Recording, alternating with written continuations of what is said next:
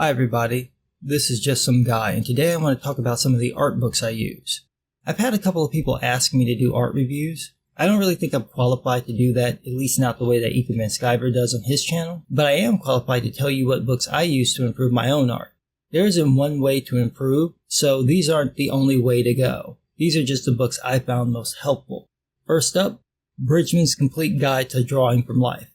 This book has been around since 1952, so that shows it has some longevity. You're not going to learn the best anatomy from this book, but it's not really meant for that. This book is more to show how to draw mass, form, shape, and dynamic poses. It's great at breaking down the muscle masses and how they move. If you're really into animation, this book is a godsend because it begins with simple shapes and then builds in detail. It gives concise ways to build the structure of the body with those shapes, which can really help when trying to draw the body from different angles. Definitely worth checking out. Next up, Figure Drawing, Design and Invention by Michael Hampton. This is like a modern version of Bridgman's Guide with clearer images, colored elements, and a greater focus on shape. This is another book that's not the best for learning anatomy, but it's awesome for learning everything else. Hampton gives lots of different angles, something that many anatomy books simply don't do.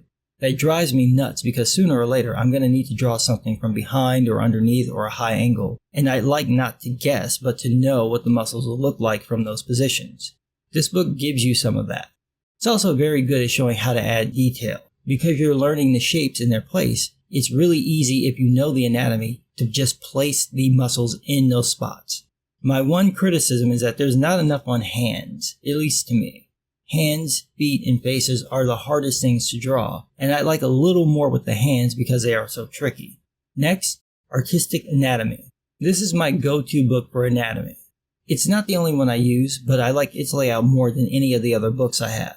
The images are nice and big, so it's easy to figure out what the bones and muscles look like.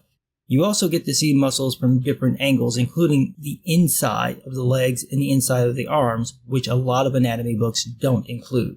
Those are really helpful when you're drawing characters showing off their muscles or crouching or something like that, where you're going to need to know what those muscles look like when they're flexed.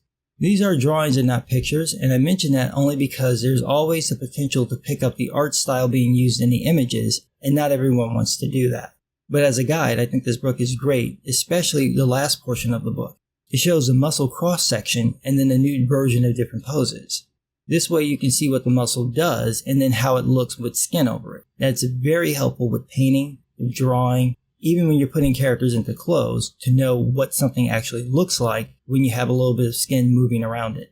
Another book I use is Anatomy Essentials. This is actually a collection of anatomy courses from the Imagine FX magazine. There are several versions of this book available. The one I have is from 2015. This was the one with the most art at the time. They've since released a new one, but I haven't had a chance to flip through it to see what's exactly included. I had to buy this one online from their website, so if you'd like to pick it up, you'd probably have to go there or else it'll be really hard to find. What I love about this book is that it's basically a mix between a regular anatomy book and Hampton's book. It breaks things down into shapes and then shows you the proper location of muscles. I think it could use another 100 pages of content just because it's so informative. It's a great resource, especially when you're trying to figure out what muscles look like on the back, what they look like on the arm when they're flexed, when you're twisting. Really great for that. Definitely want to check this out if you can. Another good source for anatomy and posing isn't a book, but a website called Pose Maniacs. This site is so cool because you can choose from hundreds of poses, and all of them from different angles. What I really love about this site though is the timer section. I use this to warm up by doing 30-second sketches, then 45-second, and then 60-second gesture drawings. It's a great resource because it helps you learn to get the information on the page quickly. If you're an animator, this too is a godsend because it helps you learn mass and movement. So these are some of my go-to tools for anatomy practice. If you guys have anything you like to use, please let me know in the comments below. Thanks for listening.